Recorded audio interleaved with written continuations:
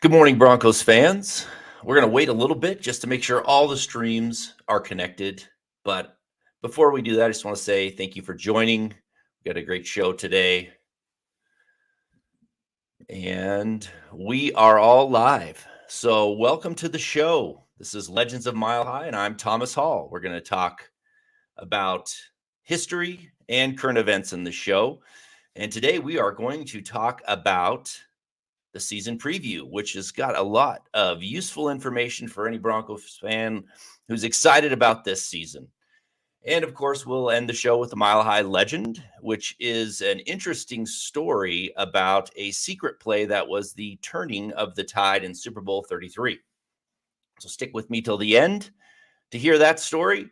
And also hit the like button, follow, subscribe to the YouTube channel. Follow me at Thomas Hall NFL on Twitter if you want to hear some takes between each of the Fridays that this show comes on. So let's jump into the chat, see who's here. Hopefully there's some familiar faces, some new faces. We always get some good information coming in from the chat. EJ says, good morning, Thomas and Broncos country. Happy Friday. Well, good morning to you, EJ, and thank you for joining the show. Love seeing you on here. We've got KBB2. Not sure if I've seen you on here before, but thank you for joining.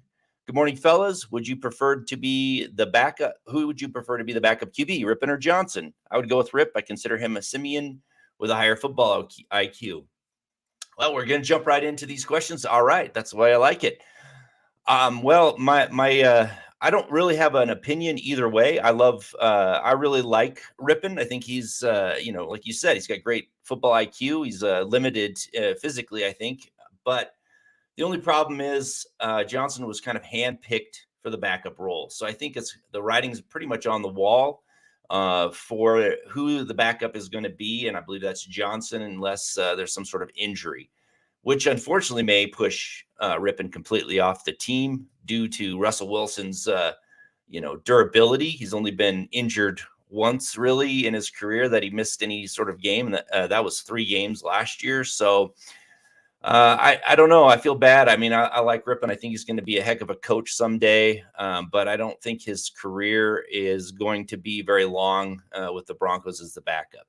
But time will tell for sure. He may really, really shine in camp and preseason, and they may make a different decision. But when they handpick somebody to come in to back up their new quarterback, even Russell Wilson put some input into that decision. That's going to kind of already make your decision for you. So it's unfortunate. I do believe he's actually better, IQ wise than Simeon was. But we'll see what happens.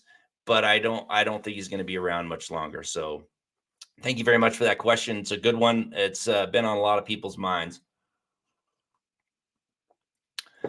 So let's jump in and start talking season preview. Now we're going to talk about roster implications. We're going to talk about position groups, and we're going to make some predictions on this show, not only about what the record's going to be, but also, stats wise, who's going to be the leaders in stats, who's going to be the MVP, who's going to be the breakout player, things like that. So let's get into this, and we're going to start off right away with the offense. I mean, that's the most exciting thing going on right now, really. We got future Hall of Fame quarterback in Russell Wilson, Super Bowl champion. There is a lot of buzz going on about the offense. Got a new offensive-minded head coach in Nathaniel Hackett, and so let's jump into that right away. And first, let's just talk about the coaches a little bit. A lot of young, kind of new coaching staff.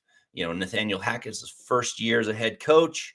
Brought in some younger, more innovative type minds. I think that that's a good thing.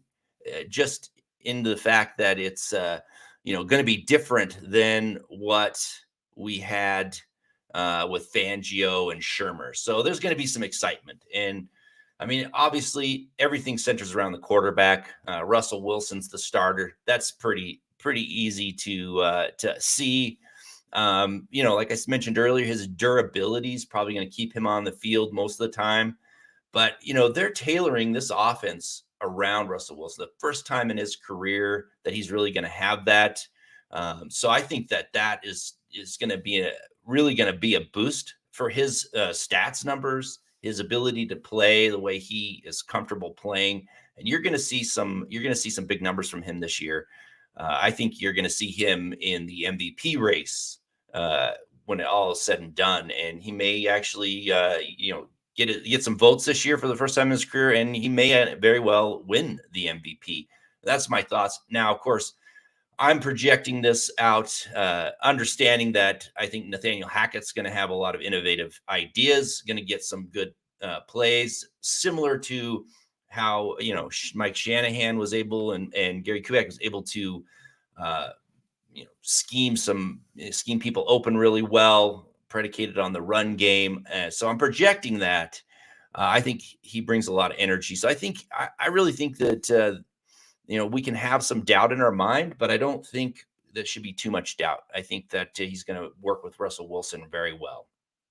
And as we spoke before, I think Josh Johnson's going to win the backup job. I don't know if Brett Rippon is going to even be on the roster once that decision is made.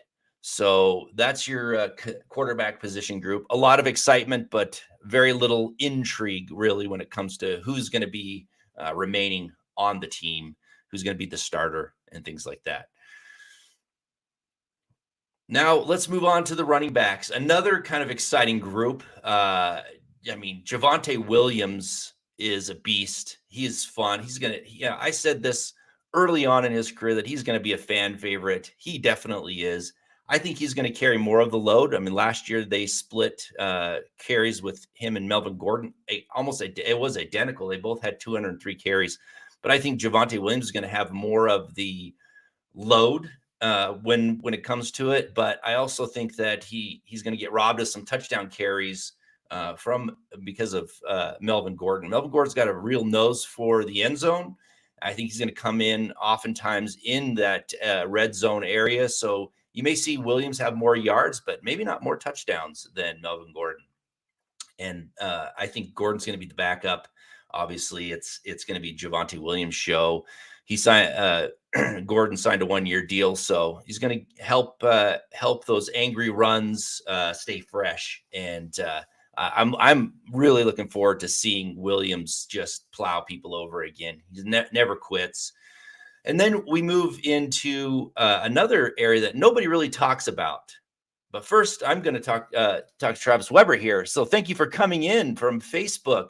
Good morning, Thomas Scott and Broncos country. For me, I'm interested on who is actually going to be running the right side. Are you talking about the offensive line? Yeah, okay, perfect. Of the offensive line. Absolutely. We're going to get to that. I have some ideas.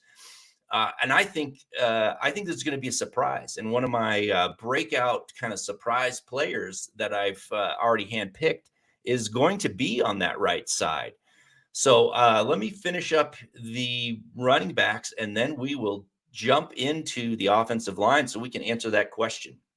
But another position that nobody really is talking about, I wrote about it on milehighhuddle.com. So go check that out. It is about the fullback, and the fullback is an important piece when it comes to the zone blocking scheme and the West Coast offense, which is this has got a lot of elements from the West Coast offense. Hackett and it has roots back to Kyle Shanahan. We have one person that we see on the roster, and that's Andrew Beck. So he's kind of the de facto fullback. Nobody's really challenging him. I'm a little nervous about his ability to be a lead blocker. I think he's a converted tight end. So I don't have a lot of,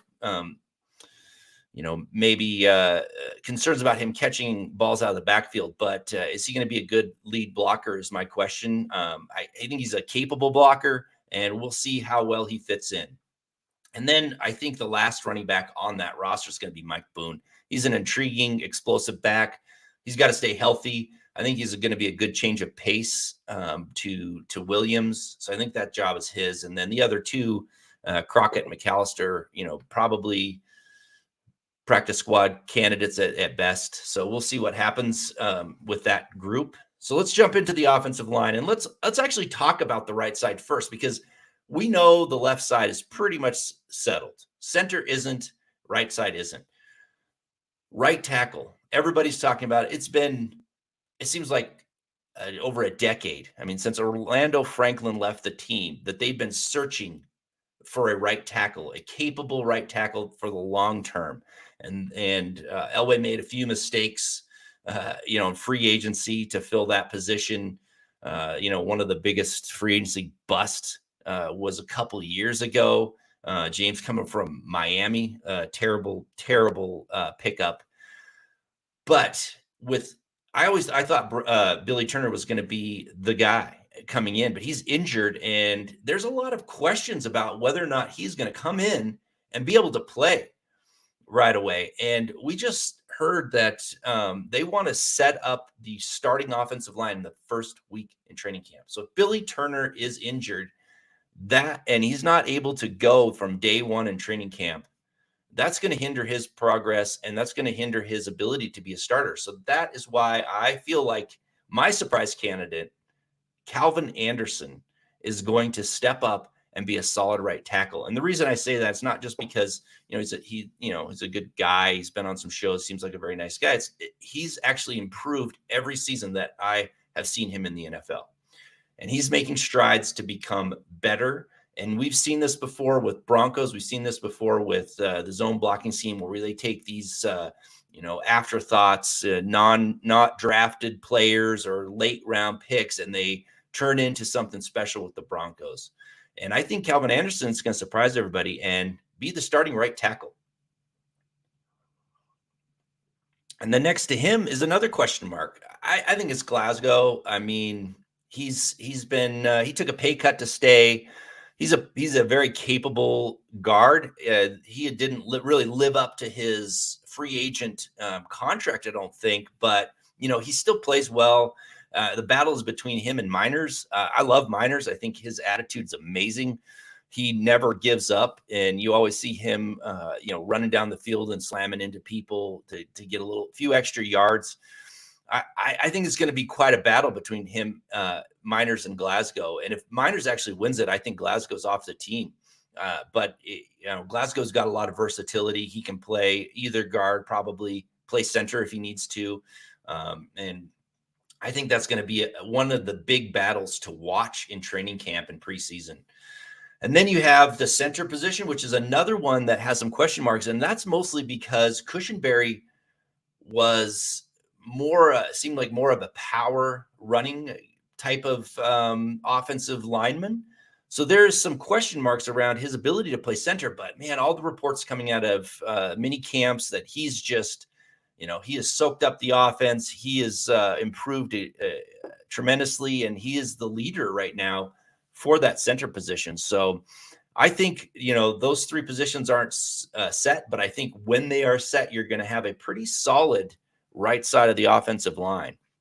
And then, of course, moving over to the other side, you got Risner's definitely going to be the starter there. I think this scheme fits him perfectly. As a rookie, he had it was his best season, and that was under a similar scheme. So I think you're going to see that he wins that job and plays like he did as a rookie. So I think that's going to be a big boon for him in this offense. And then you got Garrett Bulls. He's the starter at left tackle. He's not going anywhere. I think he's he's going to prove everybody that he's still a good player. Going to maybe get to the Pro Bowl. Who knows? We'll see. But Bulls is definitely the starter. And I think once it's all set, you're going to have a good, solid offensive line with a lot of versatility in the backups. And you've got like I mentioned, Miners. He can play multiple positions. If Anderson doesn't get the starting position, he can play both tackle positions. Billy Turner, if he's the backup, he can play guard. He can play tackle. I think you got a lot of versatility, which actually is great because that gives you flexibility across the rest of the roster to add a player instead of keeping more offensive linemen. So I think that's a really important thing to consider when you're looking at who's going to stick around as a backup. And then finally, you got Tom Compton. I think he's probably a valuable backup they picked up in free agency for depth. And then, you've got some other question marks. You got Muti, who's, was a mauler, fun to watch. He may not be on the team if he doesn't, really impress. He's more of a, another one of those kind of question marks around can he move well in space and get to the second level? We'll see. I don't know. You got Ben Brandon, a few other, you got Quinn Bailey. Those are some people that are in the mix, but I think most of the rest of the people that we're talking about are either going to, if they're young and need some development, they're going to be on the practice squad. I think Sebastian Gutierrez is one of those that might be on the practice squad. Converted tight end. He's a long shot to make it for sure. But, if you can, he's got that athleticism that they're looking for in that scheme. He might wind up on the practice squad. So I think you've got a lot of question marks, but once this offensive line is set, I think you're going to see a better offensive line than we've seen over the last few years. And I think you've got some great backups that can come in and be starters, really starter level. Okay, now I hope that answered your question. And I'm going to jump into the chat because we got some good questions here. We've got Billy Turner knows the Hackett system and can catch up quick. No question mark. Ron Cahill. Hey, Ron, awesome. Thank you for joining. You were on the show, fan of the year. This is wonderful that you're in here. This is a great question. Absolutely. I think that's why they brought him in. But the problem is if he's injured, if he's still hurt and not able to play, even if he can pick it up quickly, if he misses the first, 4 or 5 days of camp, and I don't know, I haven't heard any reports. It's been very quiet about his ability or to come in sooner rather than later. He's going to be behind. He's going to have to play catch up. And part of the offensive line, part of what makes an offensive line so good is the continuity of all 5 people working together, and that's important, especially in the zone blocking scheme.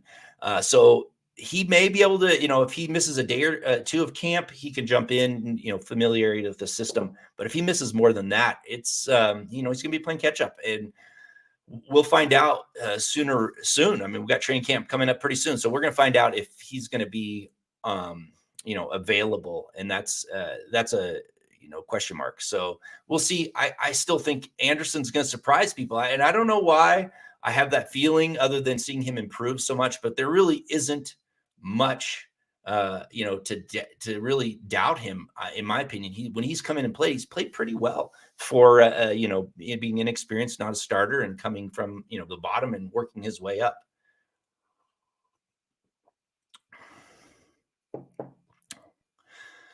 All right. Lawrence Rivera coming in. What's up, Thomas? Who's getting cut first? Well, that's a good question. It's kind of interesting, with the new rules and how they, how they allow players to stick around for quite a bit longer before they make all their cuts. My guess is it's going to be a veteran that they're not going to keep around. If they feel like, and I think we'll get into the defense, but someone like Mike Purcell, where they want to get that veteran out so they can land another job, that kind of thing. They'll be the first to cut. I don't know if Purcell's going to be the one that's cut, but someone of that, with that name, definitely, a vet that isn't going to be the starter. They don't want him to stick around as a backup, and so they're going to let him go early so that he can catch on somewhere else. And Broncos surprise. Thank you, Super Sticker. Thanks for coming in with that. I appreciate that.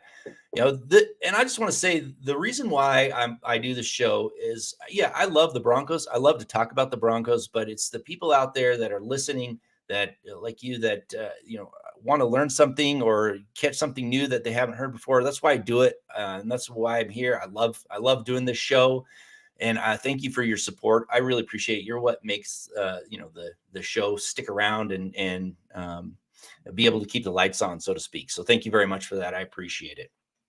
All right, let's one more. Let's grab one more here before we jump to the next thing. I wouldn't be surprised if the punter Sam Martin gets cut since they brought in another. Well, I mean, I'm going to talk about special teams if we have time. We're doing a lot of talking on the offense, but it is true. Sam Martin's been a capable punter, but he hasn't been one of those punters that you're like, whoa, this guy's great. So yeah, they're bringing competition. I don't know if the competition they brought in is going to be good enough to bump him off the roster, but it's possible, definitely. So thank you for that comment.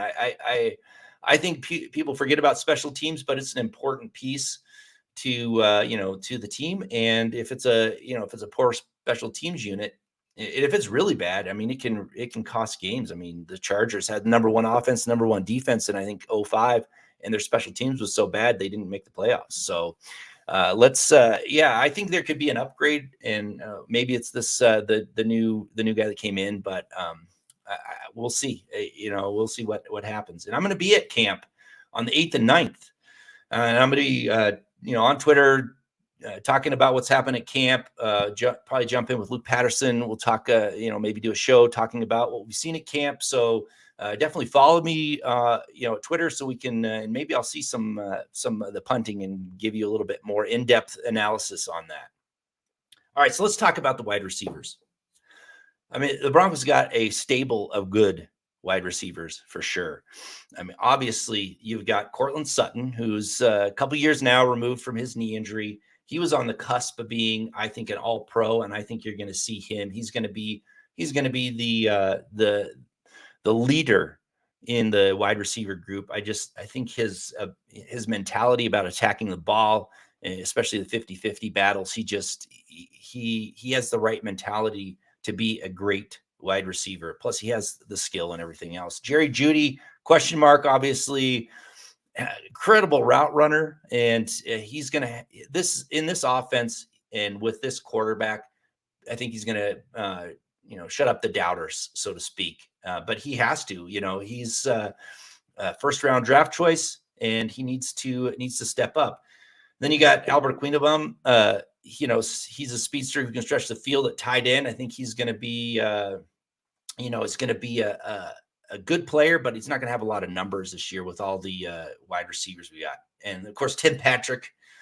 I mean, what else can he do to, stop being underrated? The guy always delivers, rarely drops a pass, and he's another one that's going to be a stud on this offense. KJ Hamler coming back from injury. There's a little bit of doubt, but he seems to be coming back strong from his injury. He says still as fast as he ever was, or faster. So you've got 4 pass catchers who are capable of probably starting on many other teams elsewhere, but you're going to have at least one of them or 2 of them being backups here in Denver. And then, which I think is interesting, because last year they really manipulated that wide receiver position really well, because they had such high talent at the top end. They were able to only keep 5 wide receivers, and they may do that again because of the practice squad rules are still beneficial this year after they made all those changes for COVID. So they may stash a couple wide receivers on that practice squad so they can, help out in other areas on the roster.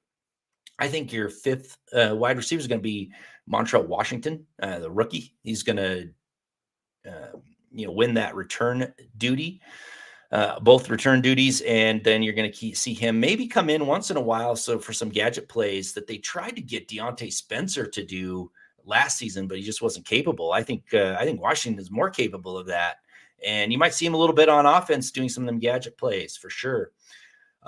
Greg Dulcich is, he's the rookie fun tight end that we're talking about. I think he's going to stick around for sure. And then Eric Tomlinson, you got another tight end, capable blocker, not much receiving, but that's going to round out your roster for pass catchers, and which leaves out, I think, Kendall Hinton, which is unfortunate. The guy really performs well. He came through with a clutch many times last year. And I think he may be trade bait in camp, like last year with now I'm drawing a blank. Sorry, the guy that they traded to Detroit.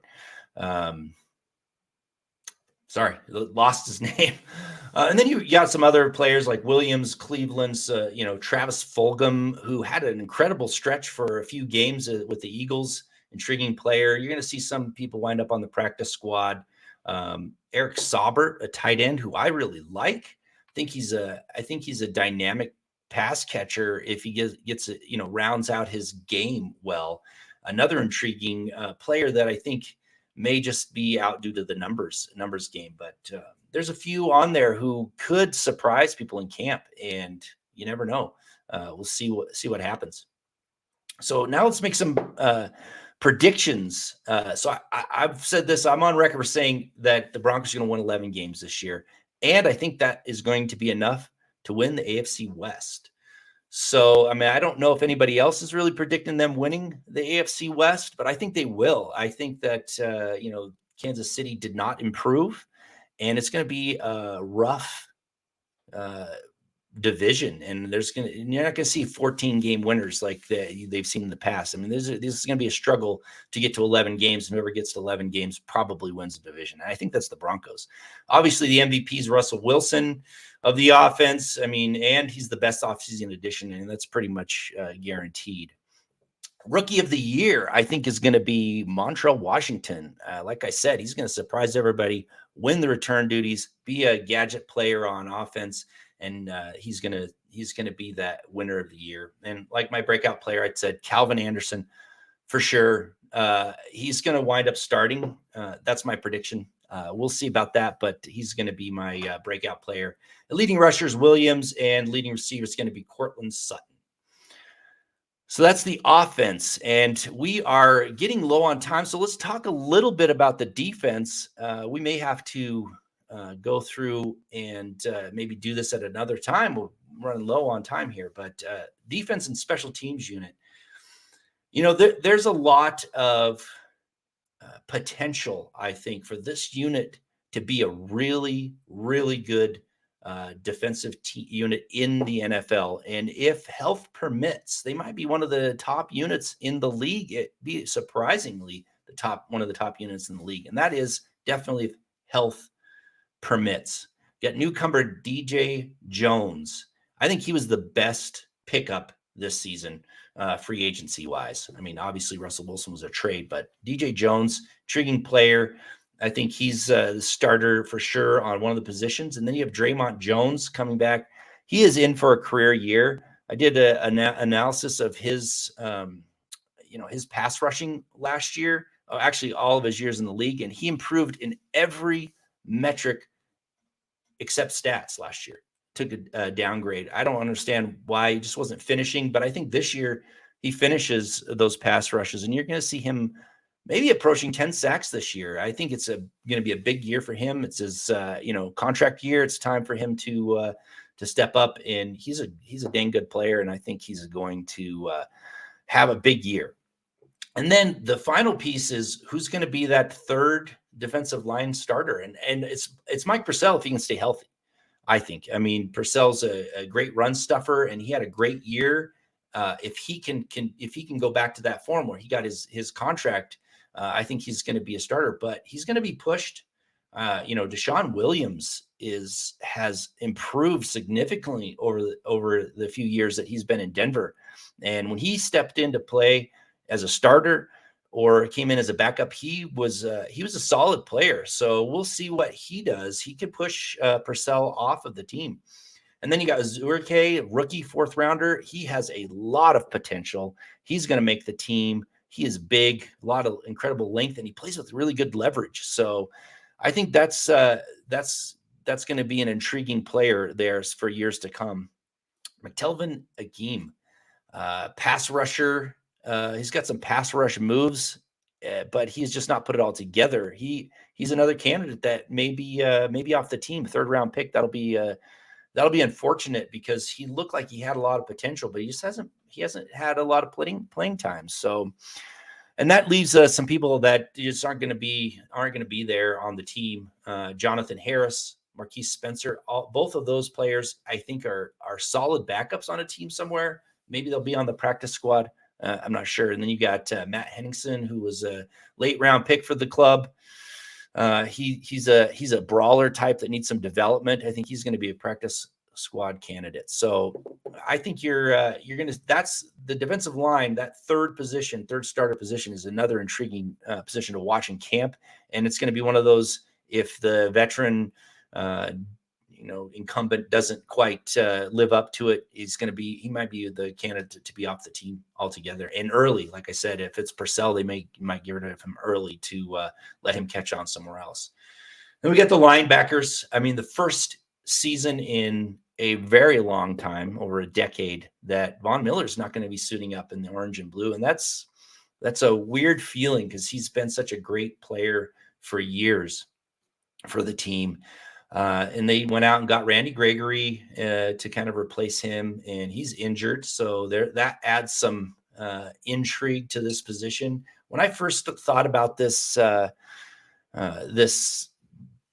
edge rusher position, I thought they might keep 4, which, sometimes they keep 5, but the Broncos, 3 out of the last 4 years only kept 4, the 53-man roster in the initial cuts. Green Bay, 2 out of the last 4 years only kept 4. So I thought, with Chubb, Gregory, and some of these young backups with potential, they may only keep 4, but with the injury to Gregory, with the injury to Jonathan Cooper, that may change their minds, and they may actually look outside to bring somebody in if there's any setbacks in those surgery recoveries. Obviously, you got Bradley Chubb on one side, Randy Gregory on the other. They're loads of potential. If they can stay healthy, they're going to have a great year. I think that's the biggest question. Can they stay healthy? And behind them, Nick Benito's not going anywhere. He's a high round draft choice for a reason. He may have some trial by fire this year. He might be coming in, have to start if there's any injuries. And then you've got Baron Browning, who moved from middle line or inside linebacker to edge rusher, which was the talk of the town. I mean, why do that when he played so well? But that's the decision they made. And I think he's going to stick around as one of the backups. So after that, you've got Malik Reed, capable backup, not really a great starter, but he's definitely someone who can be capable backup. But he's one that may be a surprise cut early as well if everybody's injuries are healing up the way they thought, or if they go outside to get another vet to come in to kind of shore up that edge rushing. Jonathan Cooper, another awesome, fun, good guy to watch. Great story, but he may be out with the numbers game as well. And then the rest of the, you got Patrick and Allen. Those guys might be practice squad, might catch on somewhere else. And then you got the middle linebackers, of course. Josie Jewell, people look at his 40 time and they're like, oh, he's going to be a terrible inside linebacker. He's not. He's actually a really, really solid inside linebacker. He may not be fast in a straight line, but he got great instincts. Listening to Carl Mecklenburg talk about him, someone who knows what he's talking about. He likes Josie Jewell too. He's going to be one of the starters. And the big question mark is who's starting next to him. Got Alex Singleton coming in, a tackling machine coming over from Philadelphia. Probably not a 3-down player. He's probably got the inside track. But then you've got to think about Jonas Griffith. I mean, a big rangy type player who put together 4 really, really good games to end last season. So he's going to be in the mix as well. And I think your final piece is Justin Stranad. I'm not a big fan of his. I think he got his opportunity last year and showed he couldn't be a starter in the league, but he's got special teams ability and can come in a pinch if needed. So I think that's going to round out the inside linebacker crew. And that's, you got Barrington Wade, who proved he cannot be a starter and is not really a great capable backup.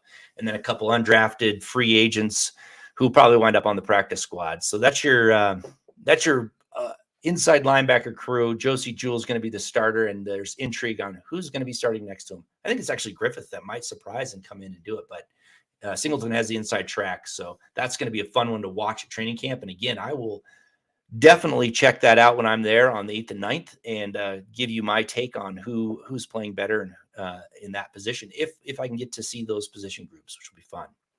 And then finally, the secondary, Pat Surtain, he awesome rookie season. He's going to be a star in this league, and he shores up one side for sure. And then Ronald Darby, definitely a good player if he can stay healthy as well. He, watching him play last season when he came in, it was a different team. So I think you got your two outside guys right there. And then Quan Williams, who came in free agency, he's a smaller player, but he plays much bigger. He's going to be your slot guy. I think he's actually going to be, he's more durable than what we had last year on the Broncos, what we watched, and probably a little more physical. So I think that's going to be a fun one to watch. That's your three cornerbacks that are going to come in. Obviously, Justin Simmons, an all-pro leader of the team. He's going to be there. And then they brought Kareem Jackson back. So the secondary doesn't have a lot of intrigue, so to speak, when it comes to who you think is going to be there to start. But one name to watch is Michael Ogmudia. He's always had the potential, but injuries have set him back each year. He's healthy now, and I think he's going to be a viable option. So watch him in training camp and preseason. I think he's going to maybe surprise some people. And then you have Damari Mathis, 4th round pick. I think he's going to stick around. He's got some speed, some ball skills, and I think he's going to make the roster for sure. And this is an intriguing name, Bless Austin. This guy has a significant amount of potential, but man, he has more durability concerns than anybody on the team. But I think if he can stay healthy, he's going to be that other backup that nobody really expected. But man, he has missed a ton of time for durability issues. And then you got last year's rookie sensation, Caden Stearns. He's going to be the backup at safety for sure. I mean, he's going to get a lot of playing time. I think he's a wonderful player. And then Delaren Turner-Yell, another rookie. He's going to come in and actually beat out PJ Locke. And I like Locke, but I just think they're going to go with a little bit younger rookie contract type player and maybe push PJ Locke off the team. And then you've got some other intriguing players. Sang Bassi, he got set back with that knee injury. Fionn Hicks, 7th round pick, who seemed to have a good mini camp. And a few others. Jamar Johnson, he's a 5th round selection last year. He may not be on the team anymore. He got no playing time last year, even though he was a kind of a ball hawking type player in college. Obviously couldn't put it together. So you're going to see some names dropping off this roster. And then J.R. Reed, they brought him in as a special teams player, but I don't think there's room for him with the draft picks. So that's going to be a fun one to watch. And then special teams, you got Brandon McManus. He's going to be the kicker. You got a punter battle, which we definitely talked about. And then, Jacob Bobenmeyer's your incumbent at long snapper. And then, returners, like I said, it's going to be Montreal Washington. I think McManus is going to have a big year this season. With this offense is going to get positioned for him to score more. They're definitely going to have more touchdowns. So he's going to have more points for sure. So watch him in the Pro Bowl mix this year. We'll see. And then I think your MVP of the defense is going to be Pat Surtain. I think your rookie of the year is going to be Bonito, because he's going to be forced to play with the injuries that we are seeing right now. So I think he's going to come in and be the rookie of the year for the team. I think your breakout player is going to be Josie Jewell. He's going to have himself a great year. He was on his way last year until he got injured. Sack leaders, Chubb. Interception leader is going to be Simmons. And then the best offseason additions, DJ Jones. So that is your season preview. I have written this up. It's on milehighhuddle.com. Check out both articles for both offense and defense for very much more detailed analysis. And so that is the season preview. So use that as kind of your guide when you're watching training camp, watching preseason, a little bit of insight on each of the players and position groups. So we don't have any more comments, anything that is pressing out there. I'm going to kind of wrap up the show now. So it's getting about that time. So I'm going to end the show as usual with the Mile High Legend. But next week, make sure that you tune in, because the Mile High Legend is going to talk about an afterthought in a trade who became one of the greatest Broncos of all time. So tune in to hear that story because it's a good one. And now for today's Mile High Legend. So the Broncos finished the 1997 season in epic fashion when they won Super Bowl 32 against the heavily favored Green Bay Packers. And most of us either heard or watched in real time how Terrell Davis didn't play the entire second quarter because of a migraine.